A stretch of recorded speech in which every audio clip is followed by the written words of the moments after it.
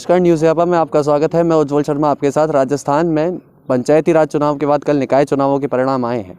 यहाँ कांग्रेस को राहत मिली है और इस तमाम जानकारी के लिए हमारे साथ जुड़े आज परिवहन मंत्री प्रताप सिंह खाचरियावास जी, जिनसे हम जानेंगे कि जो अब निकाय चुनाव के परिणाम आए हैं वो कांग्रेस के लिए कैसे रहे। सर, निकाय चुनाव, पंचायती राज चुनाव के परिणामों के बाद जो परिणाम आए हैं उसमें कांग्रेस को बढ़त मिली है, इसको लेकर के? देखिए, कांग्रेस को बढ़त इसलिए मिली है कि राजस्थान की जनता कांग्रेस सरकार के काम को देख रही है। 2 वर्षों से कांग्रेस की गहलोत सरकार ने जो हर वर्ग को ध्यान में रखकर काम किए, लॉकडाउन के दौरान, कोरोना संकट के दौरान लोगों तक जो रिलीफ पहुंचा, उस पर ये मैंडेट मिला है। और मैं इतना कह सकता हूं, जब भी आपका राजनीति उन्नति, तरक्की, विकास के साथ होगी तो निश्चित रूप से वोट मिलेगा।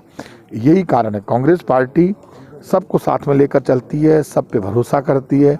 खेत खलियान, गांव गली, शहर कस्बा, सब जगह काम करना कांग्रेस की जिम्मेदारी, उसी काम पर ही मोड़ना है। सर, जो किसान आंदोलन कर रहे हैं उस पर बीजेपी कह रही है कि विपक्ष, जो केंद्र का विपक्ष है, वो भड़काने का काम कर रहा है। मतलब साफ साफ आरोप है कि कांग्रेस किसानों को भड़का रही है। देखिए, बीजेपी को अपनी बात कहने का हक है और भारतीय जनता पार्टी केंद्र में सरकार में है। सरकार की जिम्मेदारी होती है सबकी सुनना, समझना और फिर काम करना। पहली ऐसी सरकार आई है जो किसान की आवाज़ को नहीं समझ रही।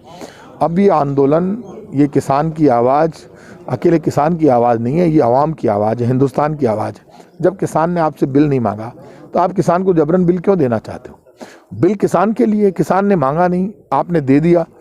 अब जब किसान कह रहा है इसको वापस ले लो तो वापस ले लो। और मैं आज कह रहा हूँ कि किसान विरोधी बिल इस सरकार के अंत का कारण बनेंगे और सरकार को अपना प्रेस्टीज छोड़कर, अपना घमंड छोड़कर और किसान विरोधी बिल वापस लेने चाहिए। नेता प्रतिपक्ष जी ने कहा है कि वो 2023 में कांग्रेस घमंड में जी रही, राजस्थान की जो सरकार है उसका घमंड तोड़ने का काम करेगी। वो ये नहीं कह रहे, वो तो बड़े बड़े बोल रहे हैं। वो ये कह रहे हैं कि हम हरा देंगे। देखिए, हार और जीत हमारे हाथ में नहीं है, वो जनता के और भगवान के हाथ में।